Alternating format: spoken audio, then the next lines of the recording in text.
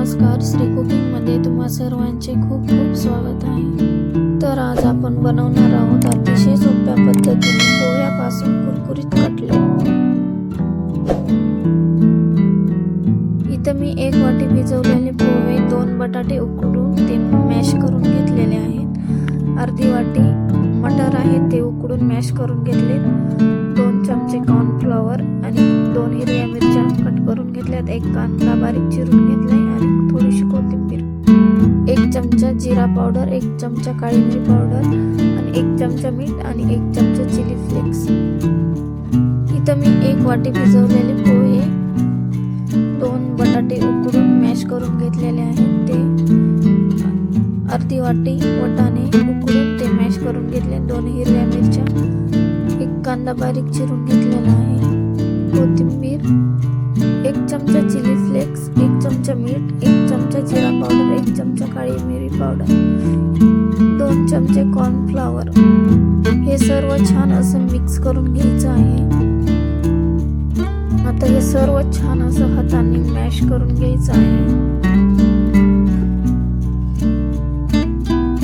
हे बघा, इथं मी सर्व छान असं मॅश करून घेतलेलं आहे। आता आपण या मिश्रणाचे कटलेट बनवून घेऊया। हे पहा, असं मी 1 गोळा घेतलेला आहे।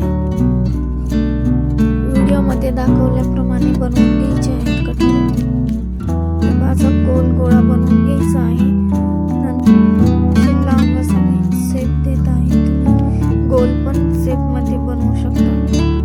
हे बघा, किती छान असा कटलेट तयार झालेला आहे। अशाच प्रकारे आता सर्व कटलेट बनवून घ्यायचे आहेत। हे बघा, मी इथं सर्व कटलेट बनवून घेतलेले आहेत। आता हे कटलेट तेलामध्ये फ्राय करून घेऊया। इथं मी गॅसवर 1 कढई ठेवलेली आहे, त्यामध्ये मी तेल टाकून घेतलेलं आहे। तेल गरम झाल्यानंतर त्यामध्ये कटलेट सोडून घ्यायचे आहे।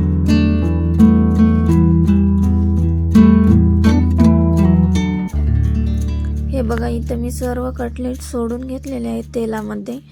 आता मीडियम गॅस करून हे कटलेट 6 ते 7 मिनिट तळून घ्यायचे आहेत। मीडियम गॅस करूनच तळायचे आहेत कटलेट, कारण की मीडियम गॅस करून तळल्याने एकदम क्रिस्पी असे कटलेट तयार होतात।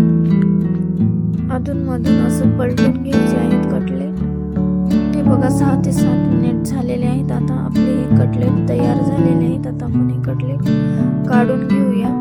हे बघा, किती छान असे कटलेट दिसत आहेत आणि एकदम क्रिस्पी असे झालेले आहेत। तर हे कटलेट खायला खूप टेस्टी असे लागतात। तुम्ही पण ही रेसिपी नक्की ट्राय करा। तुम्हाला ही रेसिपी आवडली असेल तर लाईक आणि शेअर करायला अजिबात विसरू नका।